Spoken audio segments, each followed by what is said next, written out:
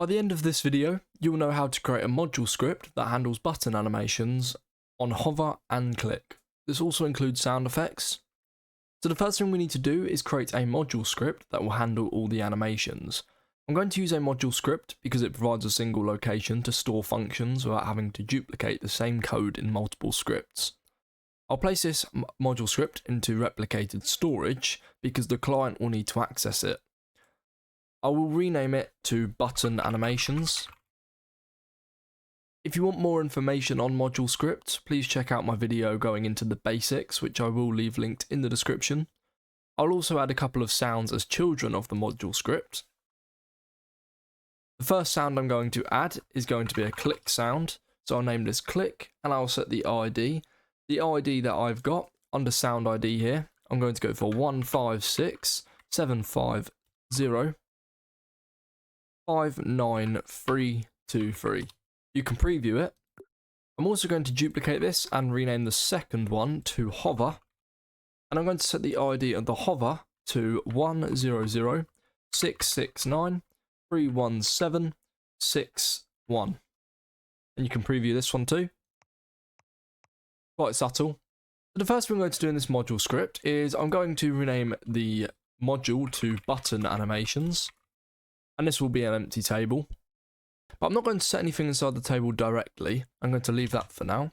Now we want to come up with some sort of settings that we can use to play the animations. So the settings for the animation, I'm going to go with an amount that we shrink by, the duration of each click, the duration that it bounces, the scale that it enlarges to when we hover, and the duration it hovers for. I'll explain these as we go through each of them. The first thing I'll do is say button animations dot, and I'm going to go for shrink size, and this will be equal to udim2 dot from offset and the amount we want it to shrink by. So I'm going to go for 6 and 6. I think that's quite a nice shrink size. So what this is doing is shrinking. Shrink size is just a name we define. It's the amount it shrinks by. So udim2 dot from offset is basically shrinking this by 6 on the X and 6 on the Y. 6 pixels on the X and 6 pixels on the Y. I'm not going to do a scale. I'm just going to do an offset. That's why I'm not doing from scale. Because if we go for scale, it depends on the size of the button and we can't be sure of that. So if we just do from offset, you can't go wrong. And it doesn't matter too much what device it's on because it's just an animation. It's not a permanent change.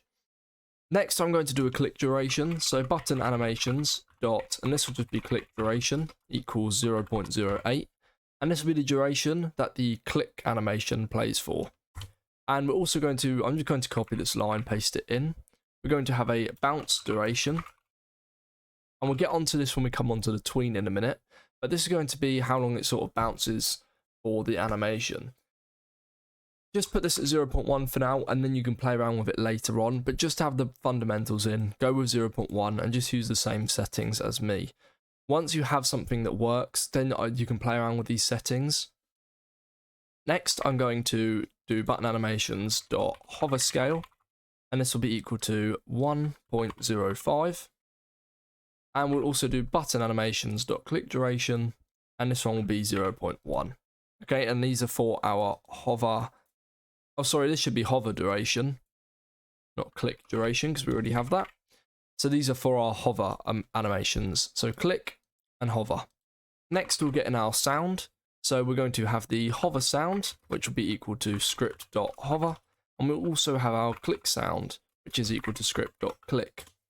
Okay, and the reason I'm putting the settings like this is, rather than putting them in the table, is because if I was to put something in the table, for example, I'll say testing equals 100. If I have some sort of function, so let's say I have some function on the button animations. In this function, if I want to access the click duration, I can just do self.click duration. That's all I need to do. I get an error because we're not wrapping this, we're not doing anything with it. We're just kind of using it. But if I want to access testing, I can't do self.testing. I have to do button animations.testing. So it looks a lot cleaner to have it separately from the table. And that's the only reason that I'm putting the settings here. If you want all the settings to be in the table, that's absolutely fine. I don't see settings as being something that should be in the table. I think it should be separate so we can access it using self. It is kind of preference, but that's just an explanation for it. Anyway, getting back to it, I'll just undo all of that. Once we've got our sounds in place, we want to create all the animations. So the first function I'm going to make is for when we click a button. So I'll say function, and then when we define a function on a module script, we need to say button animations, or the name of the table here, colon, and then the name. You can do dot, so I could do dot click is what I'm going to name this. And we're going to pass in the button as well that we clicked. But if I do dot click and I use this in a server script, it won't autofill it for me. It won't give it as a suggested keyword. If I do colon click, this will come up in my suggestions when I'm typing. And now we can say if not button colon is a GUI button. Make sure you spell GUI button with an uppercase G, uppercase B. Everything else should be lowercase. Okay, or it won't work and it won't give you errors either. Then we're going to return end. So what this is doing is it's checking that the button that we're passing through is an actual button, if it's a text button or an image button. If it is not an actual button, we're not going to do anything with it. If it is a button, then we're going to play the click sound effect and we're going to come up with an animation. So we need the original size of the button. So local original size is going to be equal to button.size. And this is so we can return it to its original size. And then we're also going to have the shrink size. So local shrink size equals original size minus self.shrink amount. So this will subtract the amount that we're shrinking by to the original size. It actually makes more sense to call this variable up here shrink amount rather than shrink size. Now we need to create the tween. Now to create the tween, we need the tween service.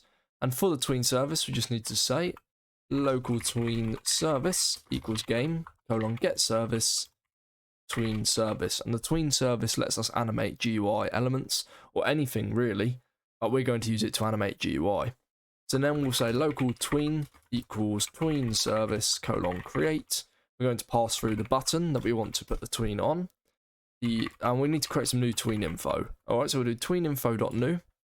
And in here, we're going to have self.click duration.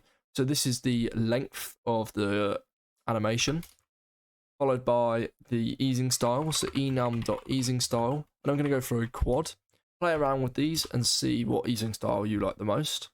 I'm going to go for an easing direction, so enum.easing direction dot out. And finally, we need a table, and this is just going to be the properties that we're changing. I'm going to set the size equal to the shrink size. Alright, just like this. Okay, and next we'll play the animations. We can just say tween colon play.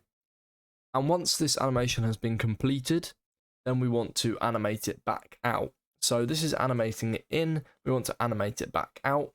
So we can create a new tween. So we just say tween dot completed colon connect, pass through a function. And in here, we're basically going to bounce it back. So that we're tweening in, we're making it smaller, then we're going to bounce it back out. So we'll say local tween return equals tween service colon create. Again, we're animating the button, and then we need some tween info dot new. And I'm going to copy this tween info for now. And all I'm going to change, so I'm going to replace self.click duration with self.bounce duration. Rather than doing an easing style of quad, I'm going to do easing style of back, and it actually tells you here, back slightly overshoots the target and then goes back into place. So it's going to create a bouncing effect. And that's why I'm going with back. I'm going to go with an easing direction of out again. And again, the size, rather than being set to shrink size, is going to be equal to the original size. Okay? And then we'll just say tween return, colon play, and that will play the tween. Awesome. Now I'm going to copy this function and paste it down here. And this is going to be the hover animation. So I'll place this with hover. Again, we're going to check if it's a button. If it is, we're going to play the hover sound effect. And then I'm going to set the UI scale. So I'm going to go for UI scale equals button, colon, find first child, UI scale. and I'll explain this in 1 second. If not UI scale, then I'm going to say UI scale equals instance.new of a UI scale, and I'll say UI scale dot parent. In fact, I can just put the parent in here, comma button. So UI scale, comma button, and that creates a new UI scale, which is a child of the button. So the UI scale will scale UI. If I go into my starter GUI, I had a screen GUI and a frame. If I add a UI scale into this, I'll just drag this into the middle, make it a size of 0.2, 0.1. There we go. Now, if I add a UI scale into here, you'll see that as I scale this, it just scales the size of the frame. So it's just an easy way of scaling without having to play around with the actual size property. Okay, and so we're checking if it has a UI scale. If it doesn't, we're just creating a new one. Alright, now I can get rid of the original size and the shrink size because they're not relevant for the hover effect. Now we're not going to tween the button, we're going to tween the UI scale. And we're going to go with the hover duration. Easing style can still be quad, and the easing direction can still be out. But we're going to set the scale rather than the size. And this is going to be set to self.hover scale.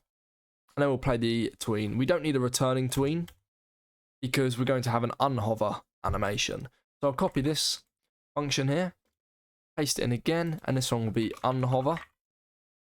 And it's basically the same. We're not going to play the hover sound effect because we're not hovering on it anymore. We're coming off of it. We know that if it's been hovered on, there is a UI scale. So we don't need to create one. We'll just say local UI scale equals button, colon, find first child UI scale. If not UI scale, then we'll just return end. We just won't play the return tween animation. Okay, and now we'll say local tween equals tween service, colon, create. Again on the UI scale. This can be self.hover duration again. The easing style can stay as quad, and the easing direction can stay as out. And the scale, we're just going to set back to 1. Okay? And then we can do tween colon play. Okay, so that is all 3 animations. We've got a click animation and a hover animation and an unhover, which isn't really an animation, it just undoes the hover animation. Now we need to bind these events. Okay, so we're going to automatically bind the animations. So we're going to create a function, which is going to be button animations colon bind. It's going to take a button as a parameter. And again, we're going to do the if not button as a GUI button, then return end. If it is a button, then we'll say button.mouse enter colon connect function. Now make sure you spelt this right because you're not going to get suggestions on this. You're not going to get autofill. Mouse enter has to have an uppercase M and an uppercase E, and it should be a colon connect with an uppercase C. You're not going to get suggestions for this, so make sure you spelt it right. Next we'll say self colon hover and passing through the button. Then we'll do button.mouse leave uppercase M uppercase L colon connect function. And this will be self colon, and this one will be unhover button. And these are the 2 built-in methods in Roblox to detect when a user hovers over GUI elements. Next we'll do the when a button's clicked. When a button's clicked, we do the mouse button 1 click event. So button.mouse button 1 click colon connect function. Now make sure in here you have an uppercase M, B, and C. And in here we'll just do self colon click passing in the button. And this assigns these functions, these methods, to the button whenever they enter with their mouse, leave with their mouse, or click with their mouse. Now we can close this. And now we just need a local script that will bind these methods onto each button in the GUI. So in starter GUI, I'm going to add a local script, and I will rename this to button animator. And in here, we're just going to get every single button and assign it bind these functions to it. So the first thing we need to do is get the button animations from module script. So I'll say local, it's in replicated storage. So I'll do local replicated storage equals game colon get service replicated storage. Next, we need to get the button animations module script. So local button animations equals require. Whenever we get a module script, we have to require it. I spelled require wrong. needs to have an I in it. And this will be replicated storage, wait for child, button animations. Okay, and then we're going to bind all the buttons. So we're going to loop through every descendant in started UI. For underscore comma object in I pairs. I'm doing underscore because we're not going to access the index with just the object. Script.parent get descendants do. If object is a, making sure you have the uppercase I, uppercase A, GUI button, uppercase G, uppercase B, then button animations, binds. Now notice how if I do a colon, I've got all my functions here in the suggestions. If I just do a dot, we can see bind because I've already entered it. But if I try to do dot click, it's not going to come up. I need to do bind. Then I can put in obj, pass through the object. Perfect. We can now close the button animator. Okay, so I've got a couple of buttons, and if I hover over them, it creates that hover animation, and if I click on one, it makes a sound and it plays the click animation. You can very faintly hear the sound if I turn it up a little bit.